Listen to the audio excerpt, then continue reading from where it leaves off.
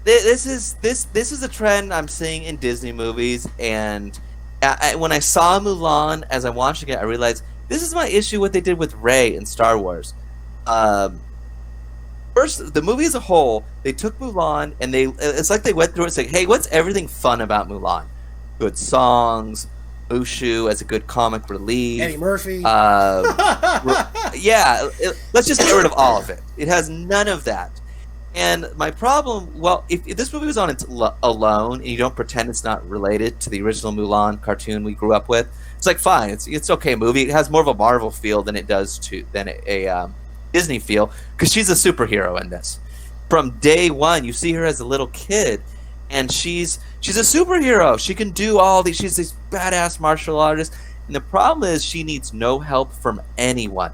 She goes into the military, and she's already better than everyone, better than the guys, better than the generals, and she's mad all the time. And female characters can be done so well, but when you do a female character and you just make them mean, you just made a mean person. You didn't make a strong person. And she's just serious all the time when she's not mean. The moments that I know, because I watched this a billion times with my daughter, are funny scenes weren't funny. There's no dragon, so dragon serves as the comic relief. When she's getting too serious, he busts out and does a funny joke. I'm not going to try to do an Eddie Murphy. Well, what's funny is the dragon really exists because of Genie. In Aladdin. I mean, they wouldn't have had... Oh, that makes sense. Yeah, they wanted another one. Yeah. And, yeah, so for all those reasons, as a movie standalone, it's fine.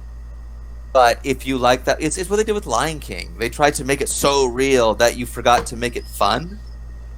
And, yeah, that was my thoughts on it. Well, I'm definitely waiting to see the movie. We're not going to spend the money on it because we just don't feel like it.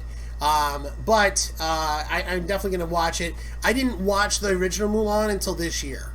So I'm okay. Oh, it's different. I'm okay waiting. I'm like, all right. For me, it wasn't like this big pivotal movie. I've just seen it. My daughter loves it, so we've watched it. God.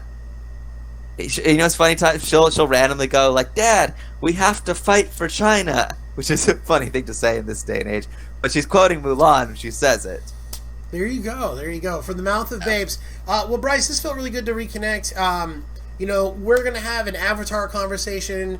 Like I said, I'm working on some content from the Marvel Avengers game. And our shirts are available. It's down below. Make sure you hit up teespring.com, type in Capes on Capes, and get one of these t-shirts for yourself. So this is kind of what the show is now. And we're going to have this all up on YouTube and Facebook. So please like and comment, and you know, we'll get to you guys the next time we record. We'll respond to your comments at that time and stuff. But anything we talked about, if you want to dive deeper on, or if there's things that you'd like us to talk about, definitely hit us up and let us know. Bryce, what are you looking forward to the next few days that everybody else should know about? New episode of The Boys in a couple days. There you go. On Friday. It's coming out on Friday. There you go. So if you follow my Hamby Plays Games channel, we did a review for The Legend of Korra Pro Bending, and we're still doing What You Ate Season 5. I actually have 3 coming vlogs. One from Taste of Knott's at Knott's Berry Farm, one for a trip to Julian on Sunday, and then one on Monday. My wife and I went back to downtown Disney for the first time since coronavirus. What do you do at Knott's right now? I'll tell you. It's in the video, Bryce. That was a good tease. But I'll tell you offline. They can watch it in the video. We'll see you guys next time.